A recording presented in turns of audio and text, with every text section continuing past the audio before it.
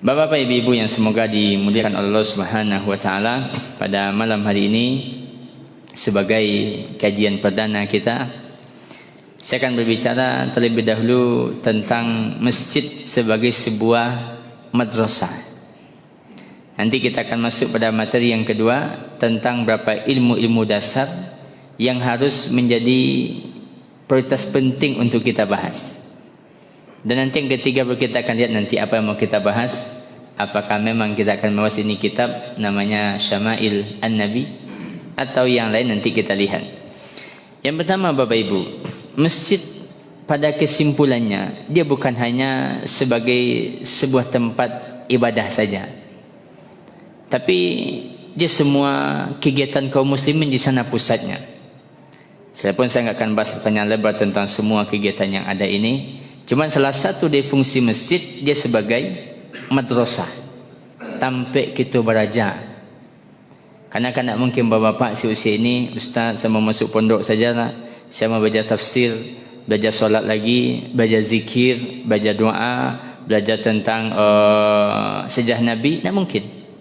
Di mana belajarnya? Masjid. Dan semoga masjid kita ini menjadi masjid percontohan di Sumatera Barat. Sekalipun sampai hari ini saya belum melihat begitu masjid yang sangat ideal dari tata manajemen, terutama mungkin yang kita bahas ini tentang manajemen keilmuan. Contoh sederhana lah, sampai hari ini belum kita temukan masjid. Kalau kita tanya misalnya bapak, pak dia kampung masjid atau dia jemaah masjid, dah berapa lama pak mengaji di masjid? Masya Allah 10 tahun, 20 tahun. Yang 10 tahun yang lalu apa kira-kira bapak bahas? Itulah, dah ubih. Gurunya tak tahu juga. Makanya saya mohon maaf, saya termasuk orang yang suka memberikan saran, dan semoga tidak dipahami salah oleh kebanyakan pengurus masjid. Saya enggak begitu setuju dengan kajian namanya kajian gado-gado. Sekalipun kalau saya diundang, waktu kosong saya datang. Tapi saya tidak begitu nyaman. Satu masjid mengaji 3 kali dalam seminggu, sebulan 12 kali. Ustaznya juga 12 orang, Masya Allah. Apalagi kalau ngajinya seminggu sekali, 7 kali seminggu. Ustaznya Masya Allah 30. Mahasiswa saja nggak mampu itu. Setingkat mahasiswa, sudah ada pernah bapak dengan mahasiswa satu semester gurunya 30? Nggak ada. Masjid terjadi. Berarti apa? Sisi manajemennya sangat lemah. Kajiannya belum terukur dengan baik, dan dia juga belum juga sampai kepada yang sangat kita bisa evaluasi. Sehingga misalnya kalau kita belajar solat di masjid, belum bisa kita evaluasi sampai hari ini. Dimanapun saya melihat kajian sifat solat Nabi, belum ada yang bisa mengukur jemaahnya solat dengan benar atau belum. Nah, sekalian bapak dites solatnya atau dites wuduknya. Kenapa? Kita tidak bisa. Tapi kita bisa melihat bahwa kemampuan solat atau kemampuan misalnya wudhu di rata-rata masjid belum begitu maksimal. Kalau bapak mau tahu bagaimana menilainya, pelajari dengan baik sifat wudhu Nabi, lalu hari Jumat itu togaklah tempat wudhu. Mungkin kita kalau kayak guru menilai, salah.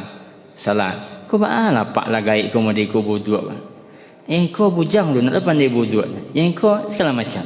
Kenapa? Karena dia tidak memberikan efek yang besar. Dia tidak bisa diukur. Ini memang di antara kondisi yang kita lihat. Sehingga masjid dia baru sifatnya menaburkan ilmu, tapi belum bisa kita mengukur. Sama juga misalnya hari ini Bapak Ibu, saya coba di beberapa masjid kajian subuh menghafal satu zikir seminggu. Tapi itu belum juga bisa kita ukur. Apakah dia sudah hafal atau belum? Apakah dia ada menghafal atau tidak? Kenapa? Karena memang sifatnya Bapak Ibu, ini zikirnya lama sekian, bacalah, saya jelaskan sedikit, nanti dihafal di rumah. Minggu depan kita ganti satu lagi. Minggu depan di satu masjid di Pekumbu saya sudah coba mungkin berapa tahun, dari zikir, dari doa sampai sekarang, tapi tetap belum bisa dievaluasi. Mungkin karena masalah waktu dan juga kesiapan jamaahnya agak sulit. Tapi artinya Bapak-Bapak, sebenarnya itu harus. Sebagaimana kita mentes hafalan zikir anak-anak TK, anak SD, anak TPA, jamaahnya kan dites juga.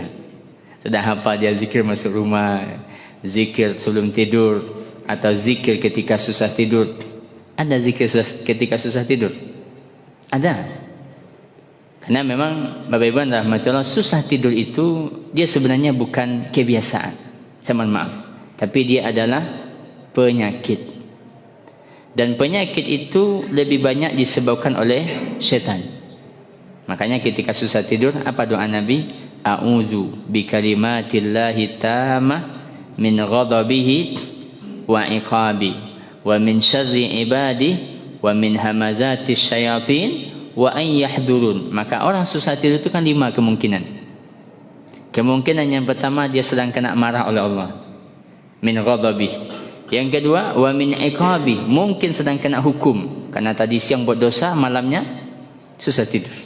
Atau yang ketiga, wa min syarri ibadi, karena kejahatan hamba, baik itu kejahatan syaitan maupun kejahatan manusia. Datang ke rumah kita cerita malam tak lolok adanya, pusing memikirkan ini apalah maksud orang.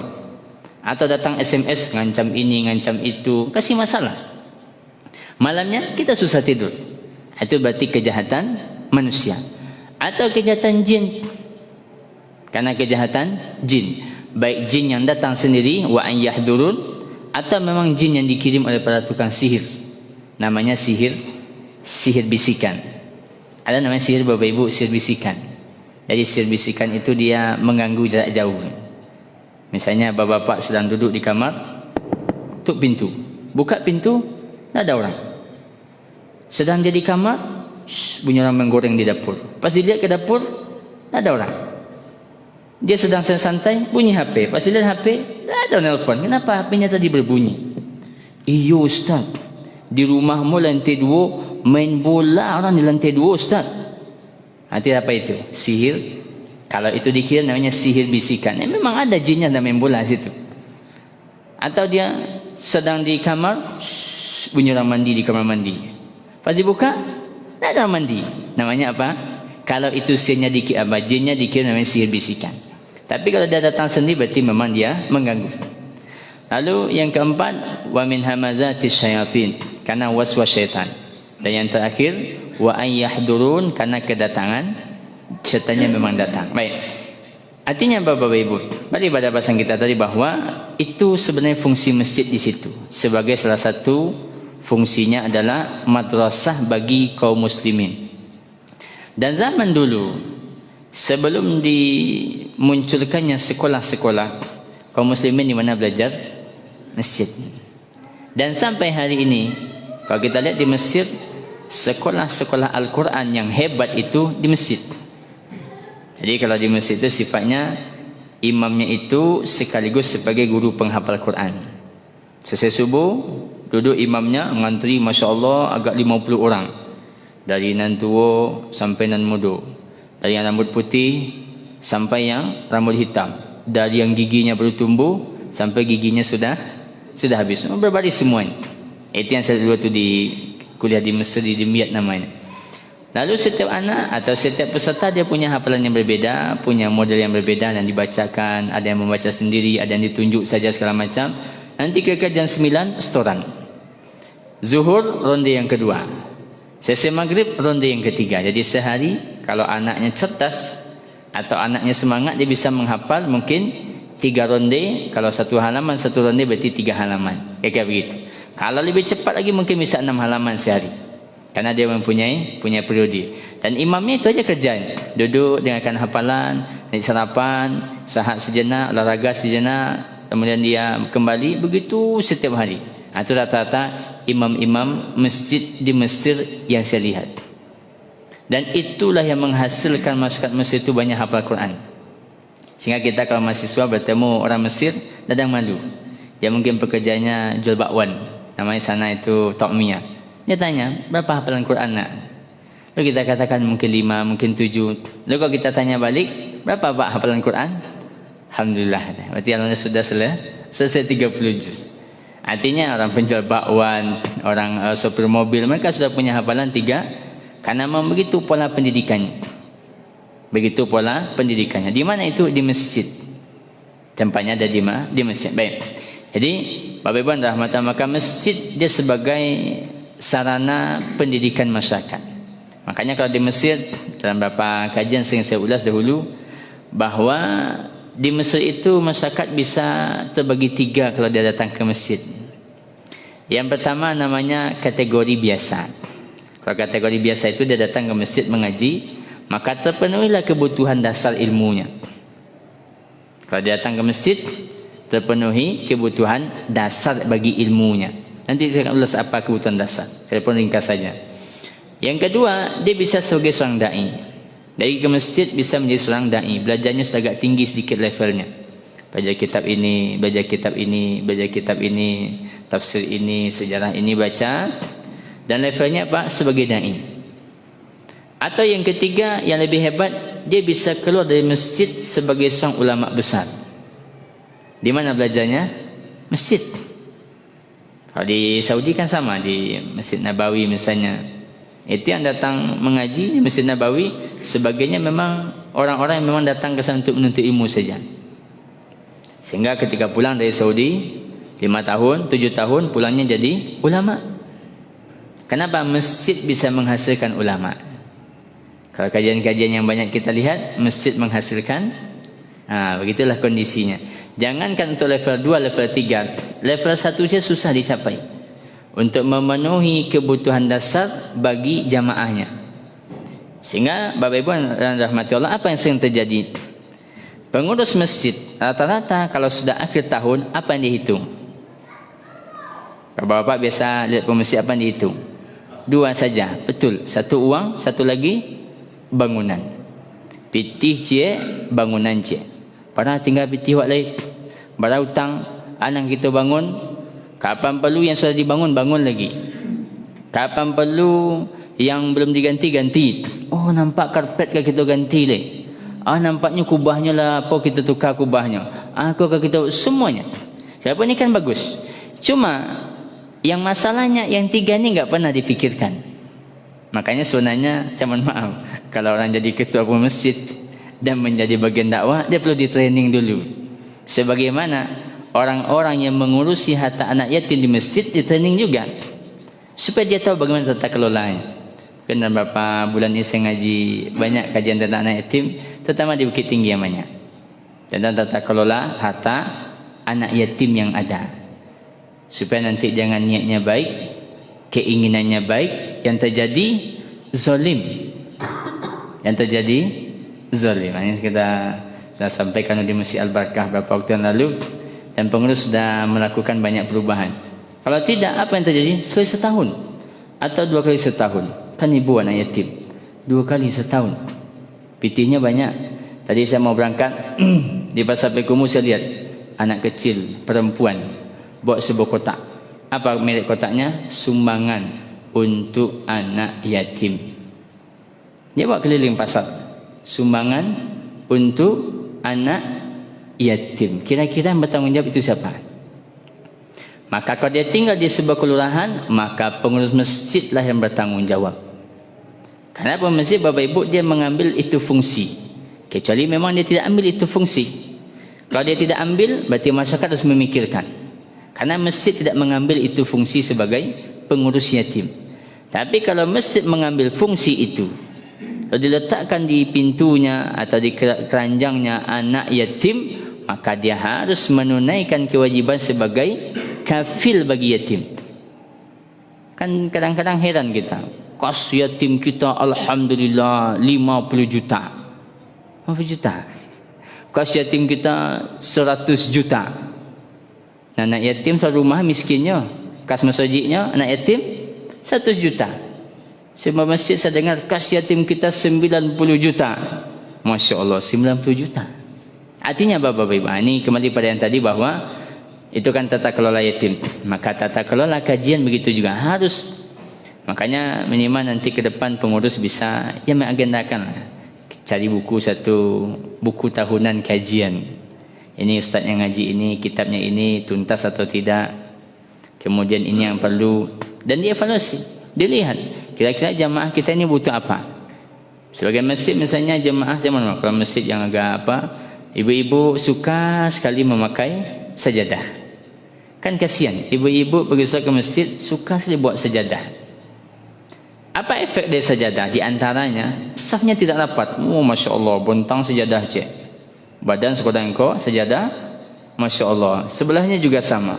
Sebelahnya juga sama. Kalau dia pergi ke kamar mandi, kosonglah itu sajadah. Karena dia tidak mau untuk rapat-rapat. Jadi sudah kayak orang mau senam pagi. Berarti pengurus masjid memikirkan itu yang harus kita selesaikan. Kalau misalnya jemaahnya sepi, ya pengurus masjid pikirkan juga. Makanya waktu acara masjid Jogo Karian saya hadir dalam itu seminar segala macam. Menarik saya lihat. Karena dari ceritanya Jogo Karian itu dulu awalnya basisnya komunis. Jogo Karian itu kan kampung di Jogja. Itu cerita pengurusnya basis komunis, artinya banyak orang PKI situ. Lalu mulailah masjid didirikan. Mereka ajak, kalau nggak ada yang datang, mereka jemput ke rumahnya. Kalau nggak datang, kasih surat. Kalau dia nggak datang, dilihat ke rumahnya. Kenapa Pak? Yuk kita ke masjid. Tapi alhamdulillah dengan kerja keras yang sangat luar biasa, hari ini Jogo Karian termasuk satu masjid yang ratingnya berada di atas rata-rata. Dari apapun kegiatannya. Kegiatan yatim, buka bersama sampai, kalau nggak saya ingat saya sampai ribuan, 2000 porsi atau berapa. Kemudian masalah beasiswanya, ada beras miskinnya, semuanya diurusin. Walaupun tentu dia masih punya catatan-catatan, tapi secara manajemen, dan dia memang begitu. Kami katanya menghabiskan uang masjid di akhir bulan 0 uangnya, kapan perlu min uangnya, dipakai semua. Kalau tidak, apa yang terjadi? Ya sudah, ujung-ujungnya menumpuk uang. Makanya kalau ada pemasjid yang hadir ini, jangan suka numpuk uang. Nanti bapak ditanya di akhirat. Karena orang masukkan uang ke masjid untuk apa? Untuk masjid dipakai. Ini nak masukkan ke masjid, kas kita 200 juta. Masukan PT kita kini entah bilo-bilo ke dipakai di pengurus. Bagus pengurusnya kasih musola yang sedang membangun itu. Atau kasih masjid yang sedang membangun. Kas masjid kita 200. Alhamdulillah. Sangki ambu pengurus dulu banyak peti kas di kami. Untuk apa itu? Menahan wakaf orang ya. Kalau dipakai untuk listrik, untuk air, untuk kajian, alhamdulillah. Tapi kalau sampai 100 juta, 200 juta, lalu bangga, ini saya lihat sesuatu kesalahan. Dan saya khawatir nanti ditanya. Cobalah Bapak Ibu, kita kalau berinfak ke masjid, untuk apa tujuan infaknya? Supaya dipakai orang. Dibayarkan lampu, ketika orang solat pakai lampu, orang solat kita dapat pahala, kan begitu. Dibayarkan air, ketika orang berwudu kita ikut dapat pahala, kan begitu kira-kira. Lalu dibelikan atau dibelikan sajadah, dipakai salat kita dapat, dan seterusnya. Lalu kalau uangnya disimpan, khawatir nanti ketika dah datang hari kiamat kasih masih 200 juta. Maka nanti tanggung jawab. Baik. Jadi Bapak Ibu rahmatullah, maka itu kira-kira. Jadi orang Mesir atau masjid-masjid di Mesir yang saya lihat, wallahu alam, begitu dia mampu melatih kaum muslimin menjadi orang-orang yang mereka minimal punya kemampuan dasar. Dan ini memang tugas kita para pengurus masjid untuk memikirkan bahwa masjid kita ini memang salah satu fungsinya sebagai madrasatul haya, sebagai tempat belajar kehidupan atau belajar Islam seluruh masyarakat yang ada. Sehingga di sanalah kita pikirkan, ini jemaah kita dah hafal zikir atau belum, ini sudah pernah belajar sejarah Nabi atau belum, ini sudah pernah belajar